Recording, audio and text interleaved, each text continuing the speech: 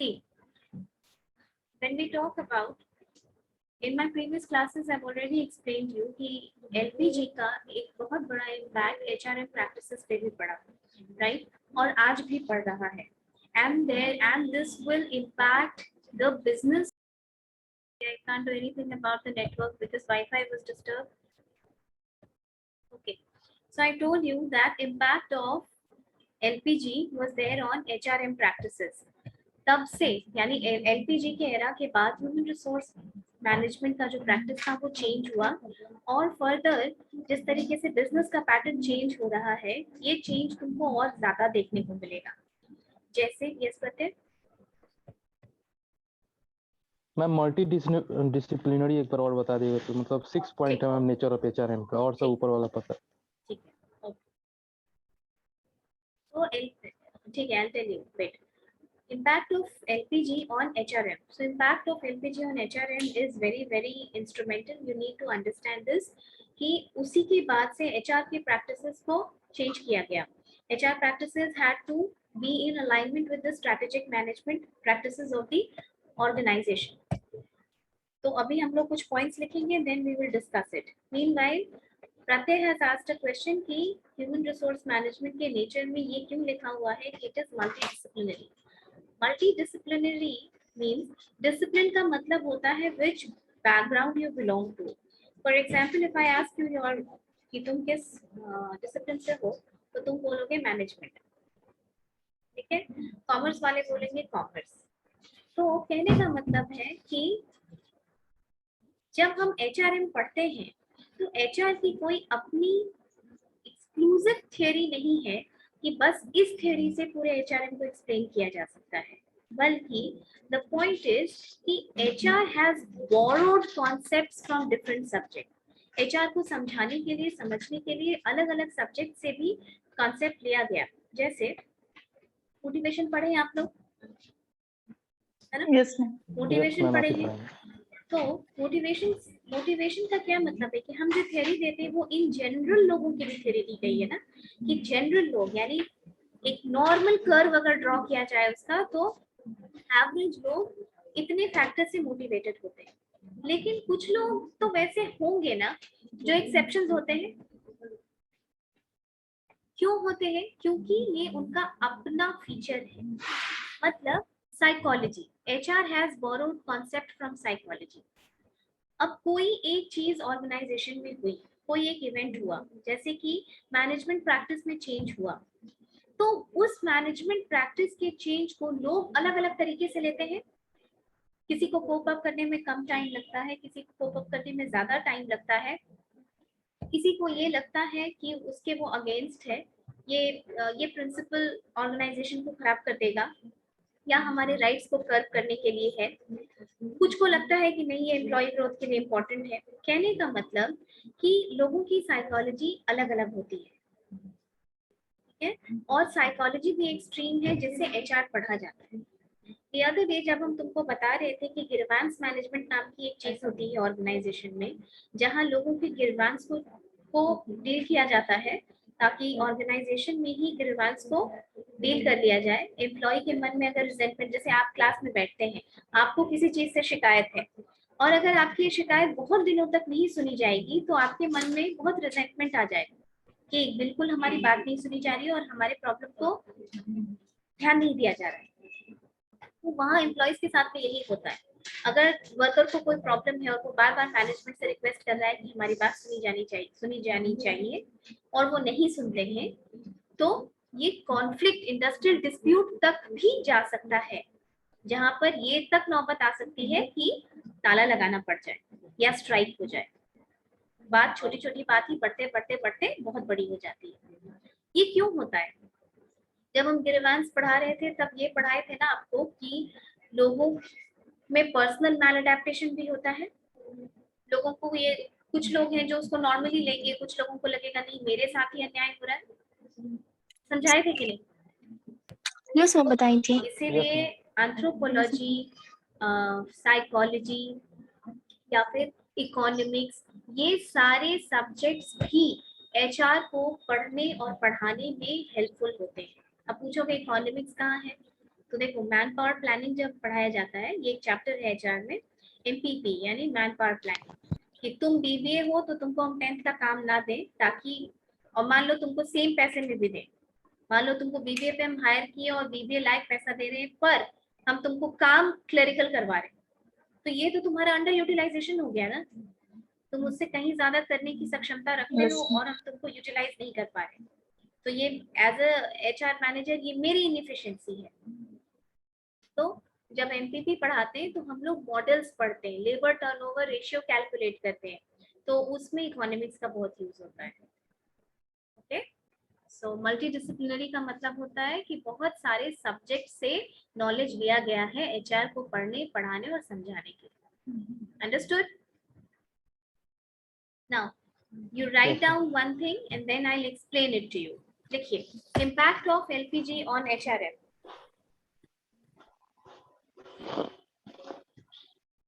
Impact of LPG on HRM.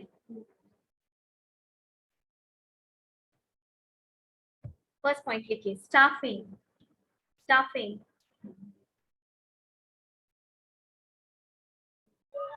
Ma'am staffing बोले। Staffing. Staffing. STAFFING. Staffing. Staffing का example देखिए कि क्या क्या चेंज हुआ, बस बुलेट पॉइंट्स लिखवाएंगे हम और एक्सप्लेन कर देंगे। देखिए, global acquisition of personal,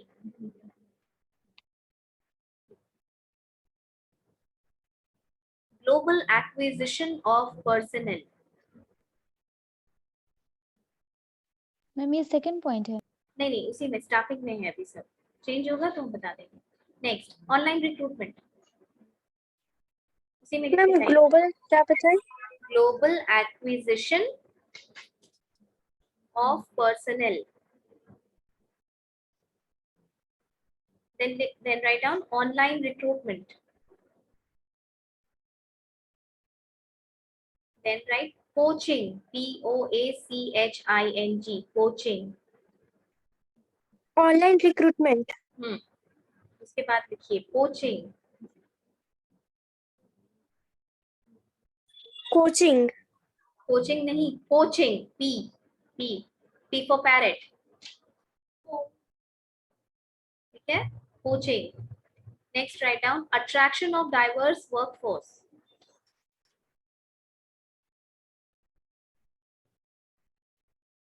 attraction of diverse workforce,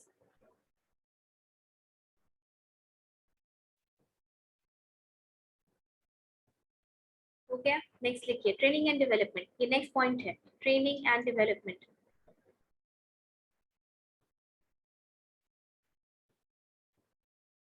उसके अंदर बुलेट पॉइंट्स लिखते जाइए। Upgradation of skills,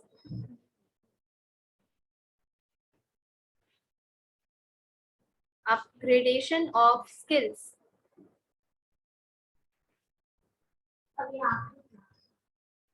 comma PPT in training, PowerPoint presentation, PPT in training,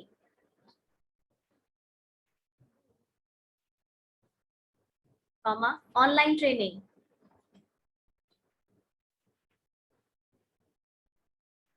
comma video conferencing,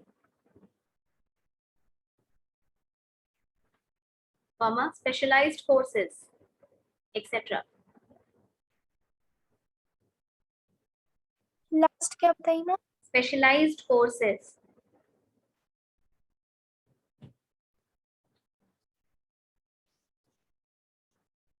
yes ma'am. Next लिखिए, नेक्स्ट टॉपिक है मतलब थर्ड, कंपनसेशन। पहला staffing, दूसरा training and development, तीसरा लिखिए compensation.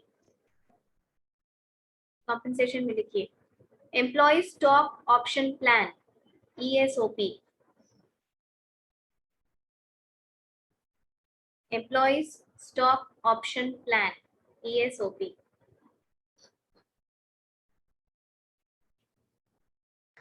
Ma'am stock, stock STOC के stock, ESOP के बारे में क्लास में बता चुके हैं हम जब बेनिफिट्स पढ़ा रहे थे तब। कॉम्पेंसेशन में लिखिए Yes, ma'am. ESOP, LTC, productivity linked bonus, productivity linked bonus. LTC क्या हुआ? Leave travel concession. मैम जो कंपनी हाँ बताए थे। मैम तो एलटीसी में जो कंपनी कैब का फैसिलिटी देती है वही होता है या कहीं मैम फैसिलिटी देती फिर से बोलो। है? मतलब जो एम्प्लॉयज को अब उनके वो LTC नहीं होता है। LT अलाउंस देखो। अच्छा रुको, पहले लिख लो, उसके बाद हम हमें भी एक्सप्लेन तो कर होता देते है हैं। Ma'am. Wait, write down, I will explain if there is any confusion, don't worry. Productivity के बाद क्या बोली है? LTC, productivity linked bonus.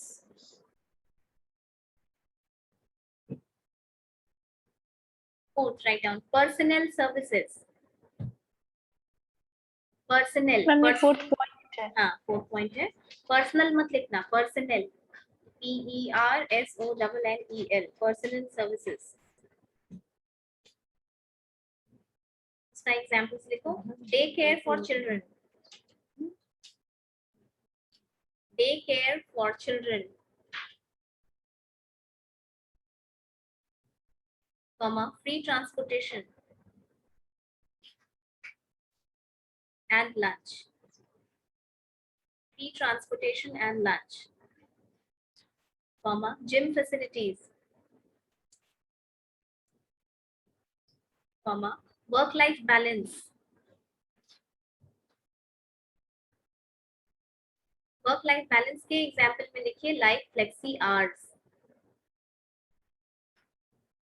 like flexi hours, etc. Ma'am And last, flexi hours. flexi hours, flexible hours, that is called flexi hours. FLEXI, flexi, HOURS, hours. Last point, restructuring. Restructuring में example में लिखिए adoption of flat structure. Ma'am restructuring बोले हैं। Ma'am Restructuring, restructure, ing, restructuring. Adoption of flat structure, comma, downsizing of workforce, ma'am adoption of flat structure, flat, FLAT, flat, flat structure, comma, downsizing of workforce,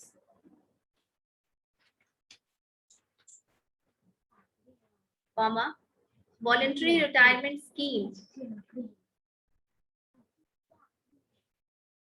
voluntary retirement scheme, comma, redeployment of personnel, redeployment of personnel,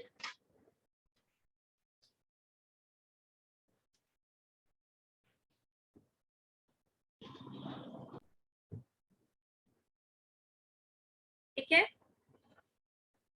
ma'am last one क्या Redeployment of personnel, redeployment,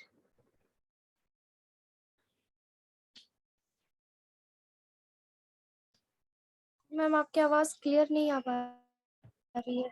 Yes, ma'am. deployment of personnel.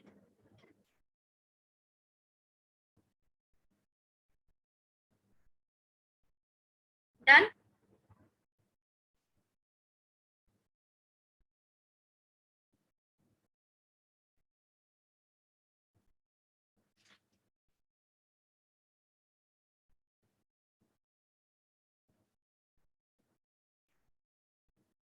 Done writing, everyone?